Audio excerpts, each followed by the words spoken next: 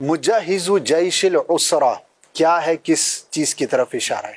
مجہز جیش العسرتی فی رضا الرحمن. جی، مجہز تو کہتے ہیں سامان فراہم کرنے والے کو، تیاری کا سامان دینے والے کو، صحیح. تیار کرنے والے کو بھی کہتے ہیں. اور جیش العسرہ، جیش العسرہ کا مطلب ہے تنگی کا لشکر. اچھا، فی رضا الرحمن، رحمان کی رضا میں، اللہ کی رضا کے لیے. صحیح. جیش العسرہ جو ہے یہ غزوہ تبوک کو کہتے ہیں، کیونکہ غزوہ تبوک کے موقع پہ یہ ہوا تھا کہ 30,000 افراد تھے جو شرکا تھے جانے کے لیے. 30,000 یعنی کہ اس نبی پاک علیہ الصلوۃ والسلام کی معیت میں سب سے بڑی تعداد جو ہے وہ غزوہ تبوک میں گئی. 30,000 افراد. اور ہوا یہ کہ موسم تھا شدید گرمی کا. اچھا، تو جو اہل مدینہ کا جو کاروبار تھا وہ زیادہ تر باغات اور کھجوروں کا تھا. صحیح. جو پچھلے سال کے باغات کی کھجوریں اتری تھی وہ ساری بک چکی تھی. صحیح. اور اگلی جو فصل، اگلا باغ اور فصل جو ہے وہ تیار ہو چکی تھی اور اب اسے کچھ دنوں میں کاٹنا تھا.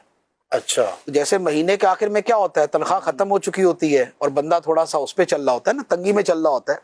تو یہی معاملہ صحابہ کرام کا تھا. صحیح. کہ سال گزر چکا تھا، آمدنی خرچ ہو چکی تھی، تنگی کے ایام تھے، اگلا سیزن، اور اگلا سیزن ابھی آنا تھا اور وہ تھوڑے ہی دن باقی تھے. صحیح. اور اب ایک طرف تو مالی اعتبار سے تنگی، دوسرے نمبر پہ غزوہ تبوک چونکہ تھا تبوک کے مقام پہ. جی، تبوک مدینہ منورہ سے 800 کلومیٹر سے زیادہ ہے. اللہ اکبر. اس وقت 800 کلومیٹر سے زیادہ ہے.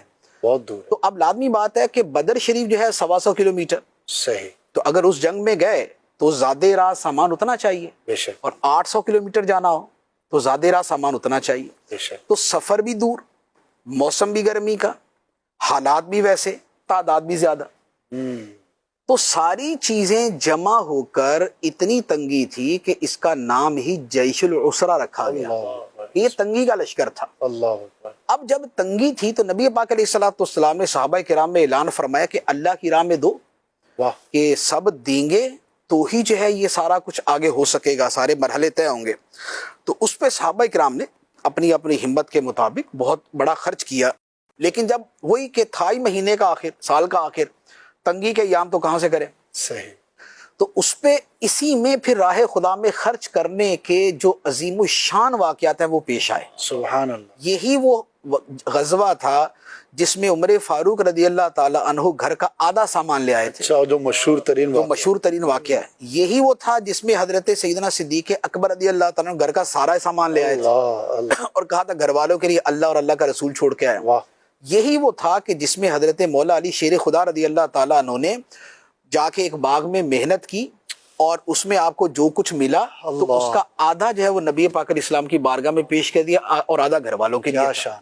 یہی وہ تھا جس میں حضرت عبد الرحمن بن عوف رضی اللہ تعالیٰ عنہ نے دینار بارگاہ نبوی میں پیش کیے، عرض کی یا رسول اللہ آدھے گھر والوں کے لیے چھوڑ دیے، آدھے آپ کی بارگاہ میں لے کے آگے. سبحان اللہ. سبحان اللہ. اچھا، اب سب کی قربانیاں آپ دیکھیں ایک بڑی ماشاءاللہ یعنی کہ ویلیویبل جسے کہا جائے وہ ہیں. بے شک. لیکن اس میں سیدنا عثمان غنی رضی اللہ تعالیٰ عنہ نے جو اس جیش العسرہ میں آپ کا جو کام تھا جی، وہ سب سے بڑھ کر تھا. اچھا. واہ. کیفیت کے اعتبار سے تو صدیق اکبر رضی اللہ تعالیٰ عنہ کا زیادہ سارا ہی لے آئے وہ، ٹھیک ہے، لیکن اللہ تعالیٰ جانتا ہے کس کو ثواب زیادہ دے.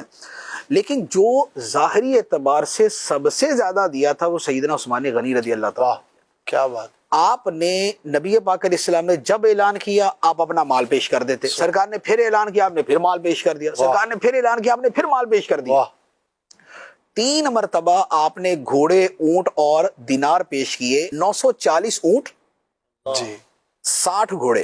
صحیح. 1000 کی تعداد پوری کی. 940 اونٹ، 60 گھوڑے آپ نے اللہ کی راہ میں دیے اور 10,000 دینار یعنی سونے کے سکے وہ اس کے علاوہ، یہ اس کے علاوہ نبی پاک علیہ الصلوۃ والسلام کی بارگاہ میں پیش کیے. اور سرکار صلی اللہ تعالی علیہ وسلم ان جو ہے وہ دیناروں کو آپ نے ہاتھ میں پکڑ کے آپ اتنا خوش تھے، اتنا خوش تھے، آپ نے فرمایا کہ آج کے بعد عثمان جو مرضی کر رہے اللہ تعالیٰ نے اسے بخش دیا. اللہ اللہ، کیا بات. جو مرضی کر لے اللہ تعالیٰ نے اسے بخش دیا. یہ اپنی خوشنودی کا کے اظہار کا ایک انتہائی اعلیٰ طریقہ ہے. بے شک. ورنہ تو سیدنا عثمان غنی رضی اللہ تعالیٰ جو کامل الحیاء والایمان ہے، جی حیا کہتے ہیں نافرمانی سے روکنے کی کیفیت کو، اور وہ اس میں سب سے زیادہ کامل ہے، سبحان اللہ، تو لہذا انہوں نے غلط کرنا تھا، صحیح، لیکن اپنی خوشی کا اظہار ہے کہ یار سبحان اللہ، اس کے بعد جو مرضی کر دو تمہاری بخشش ہے۔ کیا بات ہے، تو جسے کہا جائے نا کہ نبی پاک صلی اللہ تعالیٰ علیہ وآلہ وسلم کا کامل طریقے سے دل جیت لیا، اللہ اللہ، دل جیت لیا، بالکل، وہ سیدنا عثمان غنی رضی اللہ تعالیٰ عنہ تھے۔ تو چونکہ یہ غزوہ تبوک کا واقعہ ہے اور وہ جیش العسرہ ہے اور اس میں آپ نے سامان فراہم کیا تھا، تو یہ اس کے اوپر یہ ہے مجہز جیش العسرتی فی رضا سبحان الرحمن، اللہ، کیا کہ رحمان کی خوشنودی میں تنگی کے لشکر کو سامان جو ہے وہ حرب فراہم کرنے والا۔ کیا بات ہے۔